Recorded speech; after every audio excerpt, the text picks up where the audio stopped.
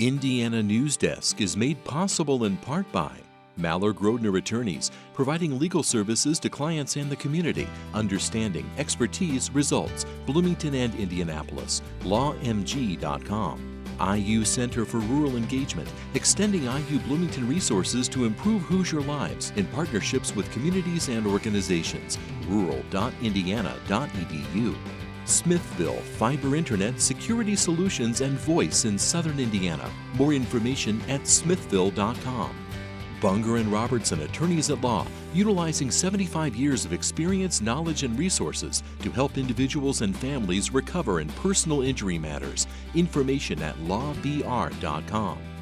And by WTIU members. Thank you.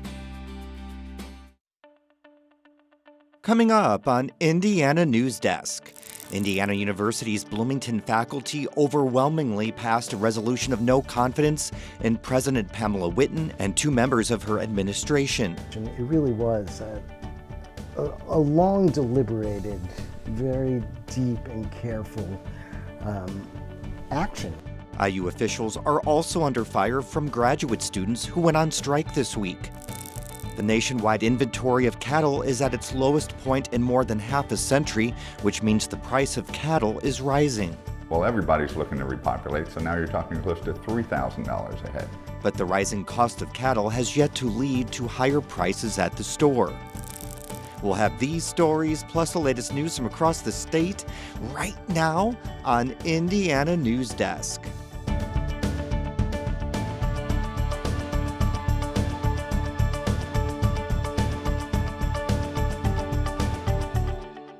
Welcome to Indiana Newsdesk. I'm Joe Wren. Well, Tuesday marked the third anniversary of the hiring of Pamela Whitten as the first female president at Indiana University, but it was also the day IU Bloomington's faculty overwhelmingly voted no confidence in her.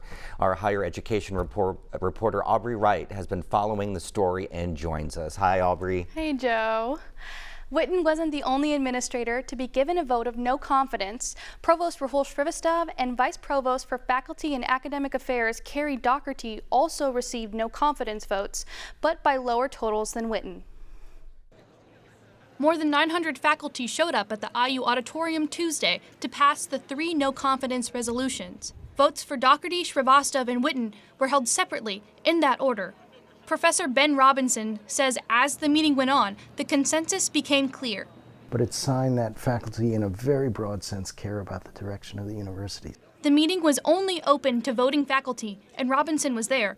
Faculty have had many problems with the administration, including lack of shared governance, poor communication, and censorship. But Robinson says they came together for a singular purpose.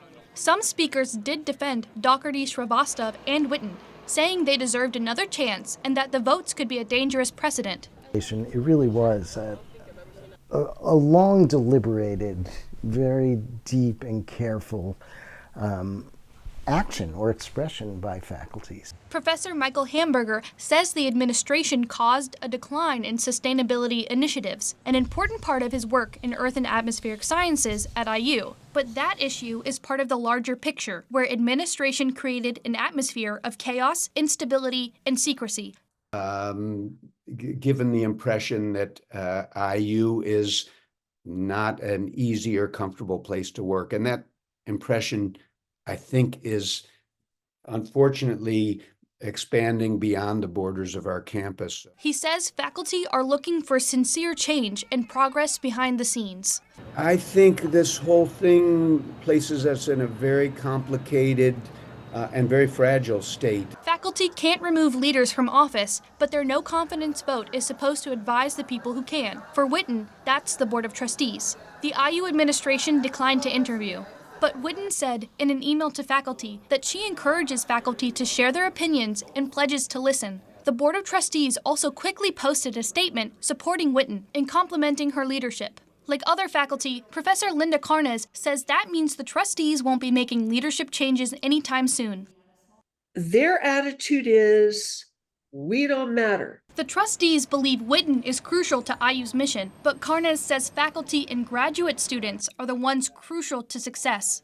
There's no question that it is going to have an impact on faculty's ability to recruit, new cutting edge, state-of-the-art faculty, to hire new faculty, to attract the best graduate students. She says that for a long time, IU Bloomington was its own entity outside of the control of Indiana's Republican-controlled government.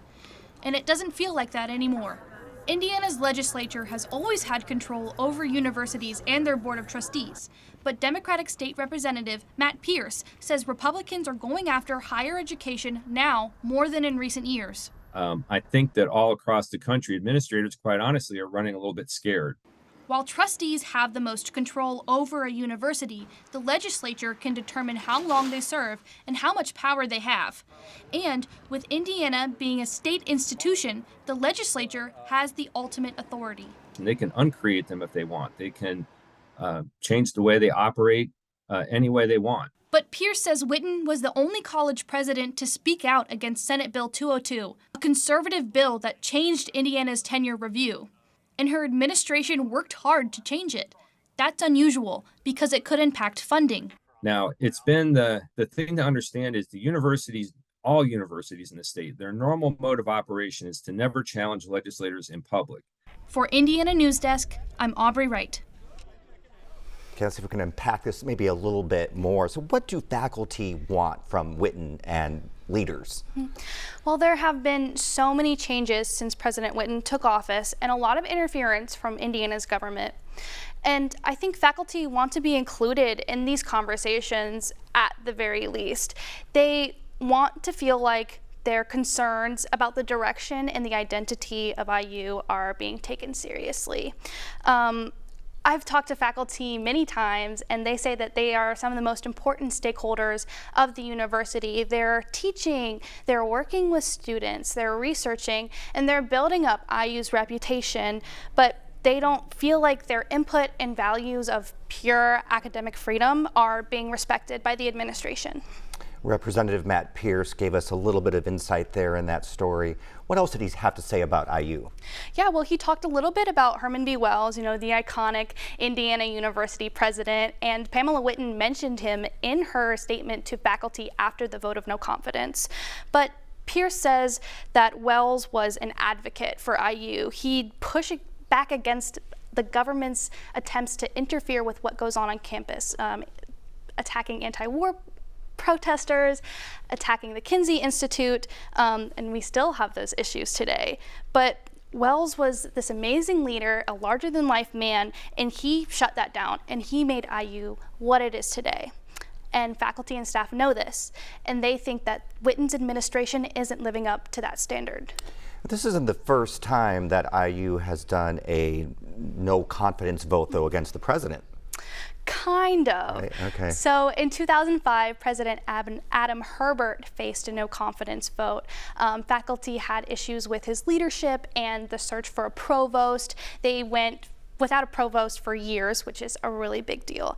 And they held an informal poll at a faculty meeting, but that can't really be compared to what happened on Tuesday, 900 faculty showing up, debating, and passing this official resolution.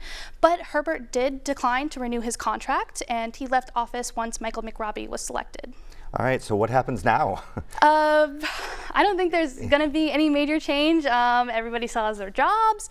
Pamela Whitten is still the president of Indiana University, but Whitten and Shrivastov have made statements saying that they have bold visions for the future of Indiana University, and faculty collaboration is a really important part of that. So this is not the only issue that Whitten and the administration are dealing with right now, though. Right. The graduate union has been demanding union recognition since the union formed 4 years ago. And while there have been improvements in pay and some fees were removed, they still don't have union recognition. So on Wednesday, the workers began a 3-day strike. My colleague Benta Boutier has this report. Graduate workers gathered in front of Valentine Hall Wednesday morning to demand higher wages and union recognition. It was the first of 3 planned days of strike by the workers. Religious Studies grad student Sabina Ali is an organizer with the Graduate Workers Coalition. She says the group sent a letter to IU President Pamela Whitten earlier this year with their demands and didn't get a response. The only thing that has worked for us in getting any kind of wage increases is a strike. In 2022, about 1,000 graduate workers struck for 4 weeks. Later that year, Whitten and IU Provost Raul Shrivastava raised the minimum pay for student academic appointees to $22,000. Ali says the increase was a huge improvement, but cost of living has increased in the last couple years. IU loves to talk about, diversity and, put people on their brochures about how diverse IU is, but they need to also support students from first-generation families, from historically disadvantaged families, and stop acting like graduate education is actually accessible when you're asked to live on $22,000 a year for 5, 6, 7 years of your life. Ali says if the university does not respond to their requests, graduate workers plan to strike again in the fall. IU spokesperson Mark Bodie said in a statement the best ways to improve graduate education is through existing channels of shared governance. He says since 2021, the university has prioritized addressing student academic appointees' concerns. IU Bloomington increased their minimum pay stipends by more than 50%, with raises in the last 2 years. Katarina Schmid-Schmidfelden is a graduate student in the Germanic Studies department. She says other Midwestern universities are pushing for similar demands. The University of Chicago just got a big raise. They just achieved the living wage and got the union was able to negotiate. They were just threatening to go on strike and immediately got a raise without even sitting down to negotiate or even have to start the strike. So we're also looking at universities like Northwestern, for example, who just also launched a union. She says SAAs work more than 20 hours a week, grading undergraduate work, especially around finals week. For Indiana Newsdesk, I'm Benta Boutier. Okay, so what's the next move for the grad workers? Well, they say that if their union isn't recognized, they're planning on going on strike again. But I wouldn't say they're eager for it, and they're waiting for the administration's next move. All right, Aubrey, thank you so much for your reporting. Appreciate it. Now we're joined by Clayton Baumgarth for more headlines from around the state. Hi, Clayton. Hey, Joe. Thanks for having me. One of Indiana's 2 U.S. Senate seals is in play this fall, with Republican Mike Braun choosing to run for governor rather than re-election. Congressman Jim Banks is running unopposed in the GOP primary, while 2 Democrats are on the ballot next month. Katie Speck has this story on the candidates. Banks says he wants to be Indiana's next U.S. Senator to step up and do more for the entire state. The former state senator says he has a proven fiscal and social conservative track record.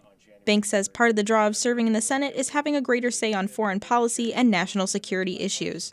And those issues are a passion to me as an Afghanistan war veteran. I've served on the Armed Services Committee in the House, and there's so much more in the Senate that we can do on that front to keep America safe and secure. As national polling suggests inflation remains top of mind for voters, Banks says the key to addressing inflation is addressing the national debt. I think that's where you have to start. That's why I've always voted against these big omnibus, massive spending bills that don't do anything to address the national debt. It only grows it. He'll face off in the fall against one of 2 Democrats, Valerie McRae or Mark Carmichael. McRae, a clinical psychologist, says access to affordable housing, the high price of health care and prescription drugs, and restrictions to reproductive rights are pressing people, and she blames corporate greed for inflation. They are not suffering. They are growing and growing and growing in profits. We have to address that. We have to tax that such that, hey, you're getting this income. Let's throw it back into our structure. Both say they're running to help restore abortion rights guaranteed under the previous Supreme Court precedent, Roe v. Wade. I don't worry about whether it would win me voters. I'm more interested in doing the right thing by my granddaughters. Carmichael, a former state lawmaker and longtime lobbyist, also says he would model himself after Republican Senator Todd Young, focused, he says, on bipartisan solutions to problems facing Hoosiers. For Indiana Newsdesk with Brandon Smith, I'm Katie Speck. Andrew Horning will be the Libertarian candidate for the Senate seat in the fall. This year's primary election is May 7th. Bloomington's Mayor Carrie Thompson says the city will want reimbursement if convention center leaders decide to move the expansion north. 5 years ago, the Bloomington Redevelopment Commission bought the Bunger and Robertson property with the idea of expanding the convention center further downtown. But last week, the Capital Improvement Board okayed a format inquiry to look into other properties. Thompson says the $7 million used to purchase the Bunger property was a significant cost to the TIF district, the tax mechanism used to generate new development. We need that TIF money for projects like Hopewell, where we are focused on one of the city's main goals, one of my primary objectives, which is creating attainable, affordable housing right downtown Bloomington. Thompson says she asked county commissioners for an equivalent land swap if the project does not use all county land for the expansion. Beacon Inc. is planning 20 new supportive housing units and 5 work-to-live units for on-site staff across from Rose Hill Cemetery in Bloomington. The city's plan commission this week unanimously approved Beacon's request to build a 2-story, 45,000 square foot facility at 1201 West 3rd Street. The building also will include a 50-bed overnight shelter and a day center. Beacon CEO Forrest Gilmore says the plan is to co-locate a daytime and overnight shelter at the new facility. Beacon currently operates a daytime shelter called Shalom Center and an overnight shelter called Friends Place. The Bloomington City Council could vote on a proposal for more than 4,000 new homes on the city's southwest side, known as the Summit District, as soon as May 1st. Sudbury Development Partners wants to rezone of nearly 140 acres north of RCA Community Park. It plans to build 5 new neighborhoods with buildings as tall as 12 stories possible. Developers plan a mix of single and multifamily homes, condos, apartments, and townhomes, as well as business spaces, hotels, a fire station, and trailhead. It's the right thing to do here, and we've worked really hard to bring a proposal to you that meets the needs and concerns of the entire community at hand. A Regional Opportunities Initiative study says Bloomington needs more than 4,100 new homes by 2035. Residents near the planned development say it is too dense, worry about flooding and environmental impacts, and are concerned it will change the area's character. The area really cannot handle too much more for the infrastructure for what you have. Between the 7th Fire Department that's now being proposed, that's a lot of cost right there. The project has been amended several times since developers first brought it to the city last year. If approved, it will be built in phases over a decade or longer. And Sycamore Land Trust has been awarded a $23,000 grant from the Indianapolis Zoological Society. The grant will help Sycamore research the rare Kirtland snake and cypress firefly at Bean Blossom Bottoms Nature Preserve. Biologists first found the cypress firefly in the preserve in 2017. It's the farthest north the fireflies have ever been found. And Joe, the grant also allows Sycamore to restore 60 acres of wetland habitat. Nice. Thank you very much, Clayton. Coming up next on Indiana Newsdesk. Caitlin Clark has helped drive the popularity of women's basketball through the roof. Now she's the newest member of the Indiana Fever. And we examine why the inventory of cattle in the U.S. is at its lowest point in more than half a century and what that means for beef prices. These stories and more right here on Indiana Newsdesk. I was married to Fred Rogers for a little over 50 years. It's a beautiful day in this neighborhood. PBS was very important to him. He had gone around to check out what was this thing called educational television. And he said, I like it. Won't you be my neighbor? It's so important to have those values carried on for every child and every family. Please won't you be my neighbor? We cover all the angles. We report the facts. We find clarity. PBS is here, delivering the credible, reliable, thoughtful election coverage you need to make informed decisions. PBS, your trusted election source. Welcome back to Indiana Newsdesk. The latest USDA cattle inventory is at an all-time low, with current population numbers making it the smallest inventory in 73 years. Clayton Baumgarth set out to learn what this means for ranchers and consumers, as well as how diagnosing this issue could become more challenging this year. In the United States, 87 million cattle are being worked by ranchers. That's according to the latest inventory report from the USDA released in January. The number represents a 1.9% decrease from last year and the 5th consecutive year of declining population. Farmers haven't seen inventories this low since 1951. And according to Hoosier farmers, there are a few different reasons for the decline. The cause of the shortage is really from years of droughts out west, and farmers are just scared to repopulate. Even now that some of the areas don't have the drought.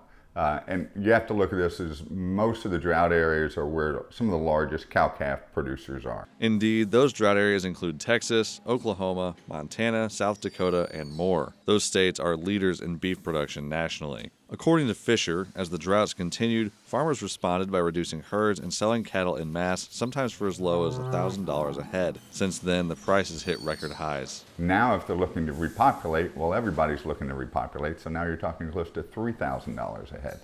So, you can do the math, some big farmer out there that has 1,000 cows, how much of an impact that's going to have on them financially. Fisher is a cattle farmer in St. Anthony, Indiana. He and his family handle about 450 cattle for beef production. And as he puts it, one challenge in managing the population of cattle is that bills need to be paid. While rearing a new calf to grow a herd might be the thing to do, sometimes selling off the heifer before then is more beneficial to the farm. In doing so, other areas of the farm might take a hit. When you have a large farm like that and you sell off your cows, not only are you selling off your cows, but you have to lay off your employees and so forth, to where it's really a business, and now a business has to start back up again.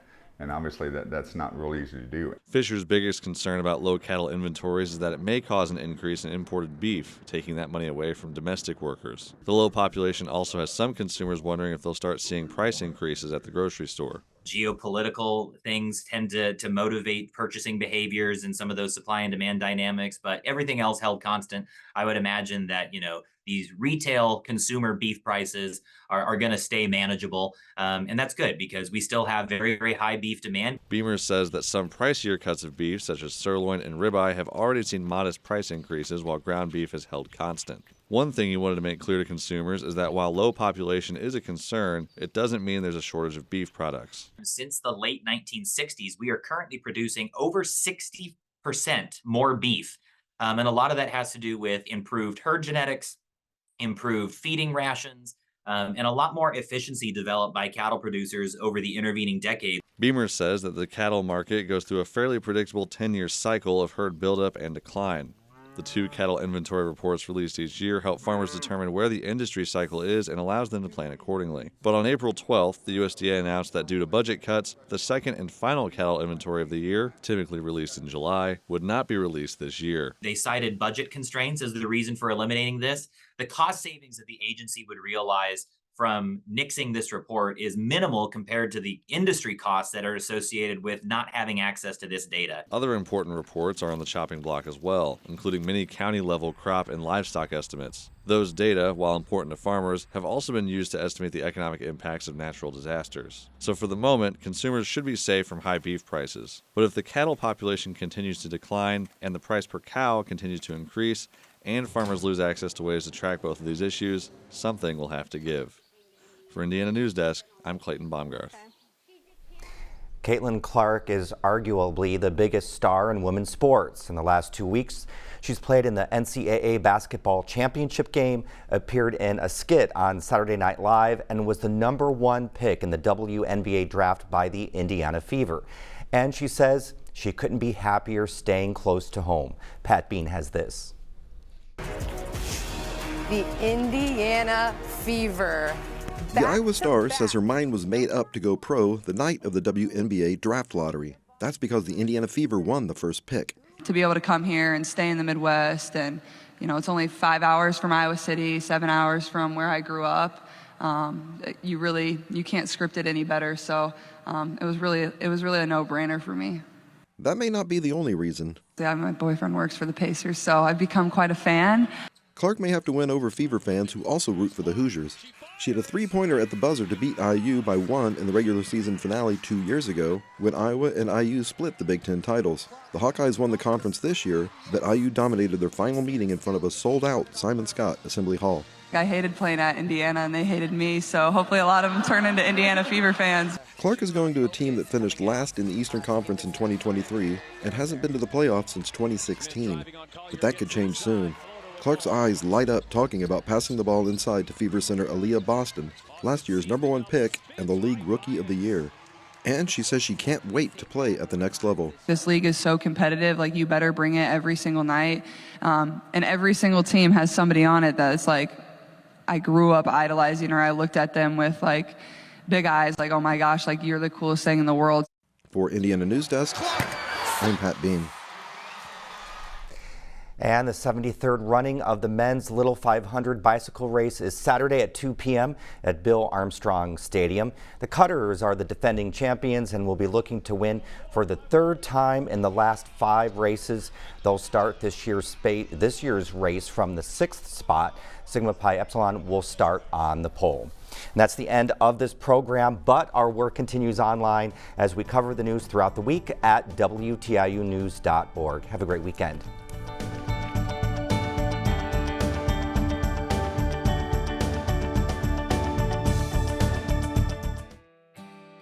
Indiana Newsdesk is made possible in part by Maller Grodner Attorneys, providing legal services to clients and the community. Understanding, expertise, results. Bloomington and Indianapolis. LawMG.com.